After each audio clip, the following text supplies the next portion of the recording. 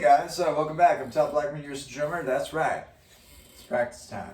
So, in this video, I want to talk about the truth about hand speed and all that. So, this is one thing I've been struggling for the longest time, like whenever I started, like 10 plus years ago, which was probably when I was 14 and all that, and I'm 24, so it's pretty much exactly 10 years. And this is the biggest thing I struggle because I wanted to get at those blazing fast speeds and all that type of stuff, and I really struggled with that, getting that hand speed and be able to do those cool rudiment type of stuff and all. So I'm going to help y'all out. I'm going to save y'all's misery, so you don't have to do that thing where it's like you're doing that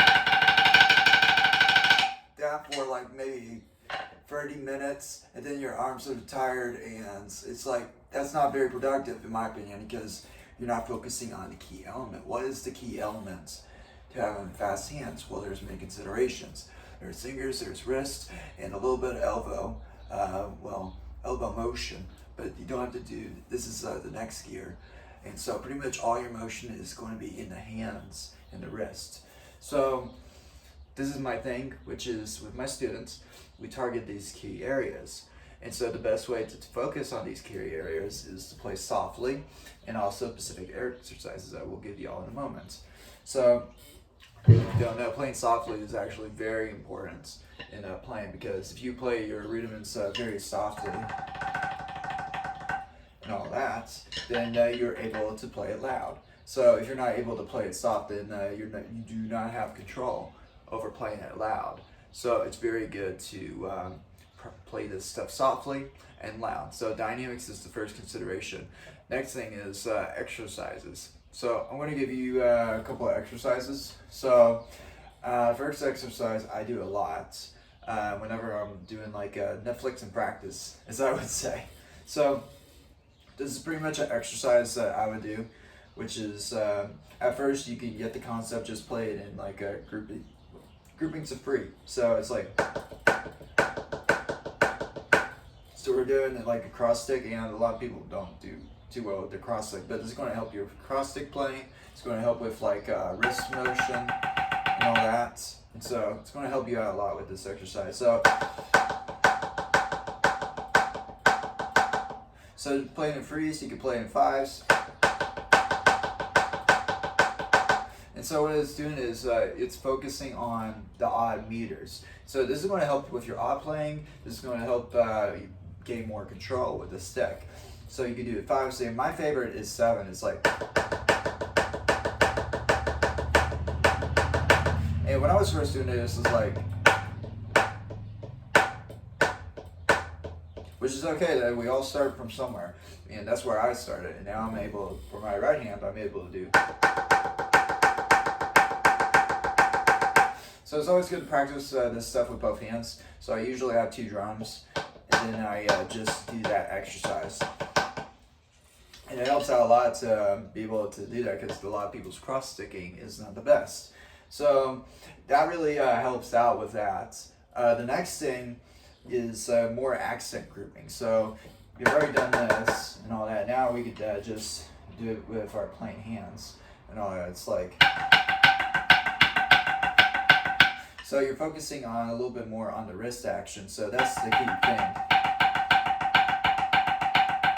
So focus on that wrist motion that is going on. And there's some other things too, other exercises that I do with my students and with myself.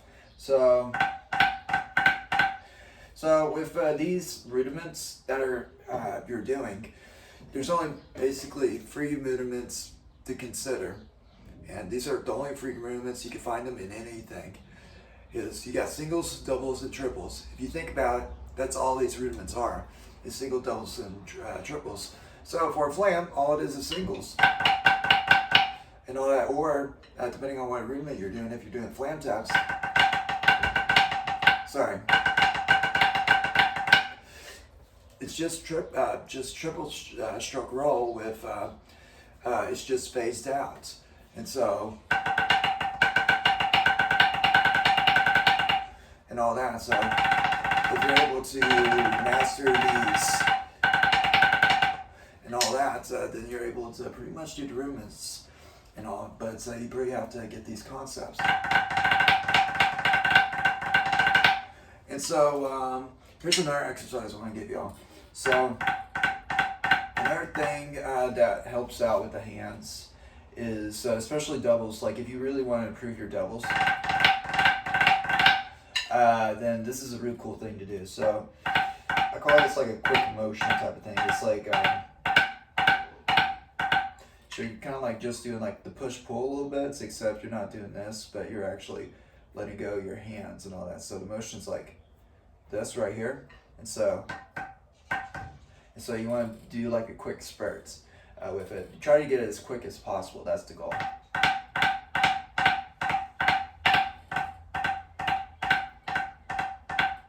That way, because this is pretty much the motion you're having when you're doing doubles, or the desired motion that needs to happen. And that way, when you're able to do doubles, you're able to execute it properly. And then you start using elbows, and the elbows kind of do all the work and all that, but you're separating between gears. And so just realize that whenever you're doing these rudiments, whenever you're doing like your like stuff, like try to have the consistent dynamics with it, and also try to figure out when is the point where I should change gears. And so that's really important. So you got, and another thing is like consistency. Sometimes people do their rudiments and it's like, and it's not consistent. You want to be as consistent as possible with the levels. And the best way to see is if you're playing in the mirror and you see that the sticks are pretty much the same, instead of like that, but it's pretty much on the same level. If you can see that right there. So it has to be like the same level. Make sure it's consistent. And there's just so many things to consider about hand speed. Like there's a lot of stuff about hand speed. So like I'm not a big guy about technique well, I'm a guy about technique, but there's a point to the technique to where it's like I don't care about those hand speed competitions. Yes, you can play fast, but can you play groove?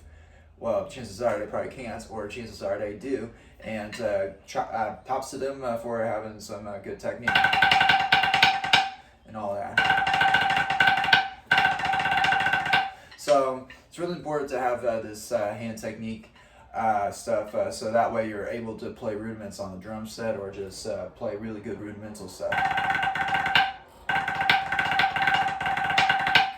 And also, it's really important. So I gave you all a couple of exercises.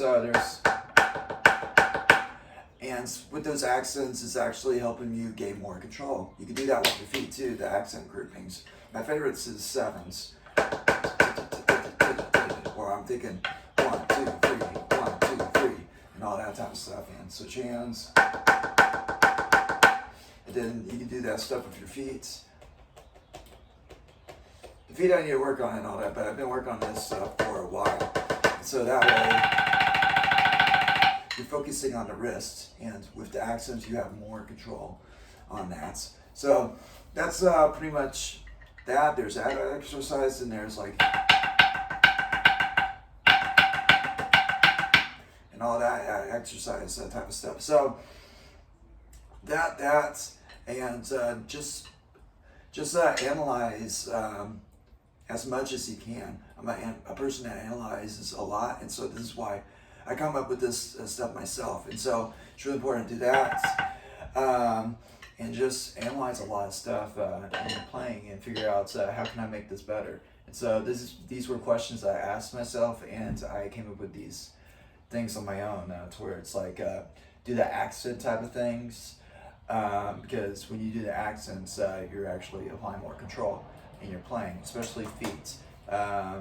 For people that don't have really good smart feet, then that's the best way to go for that. So hope you all enjoyed this video. Yeah, that's pretty much the end right here. Yeah, nothing else left but practice. That's right.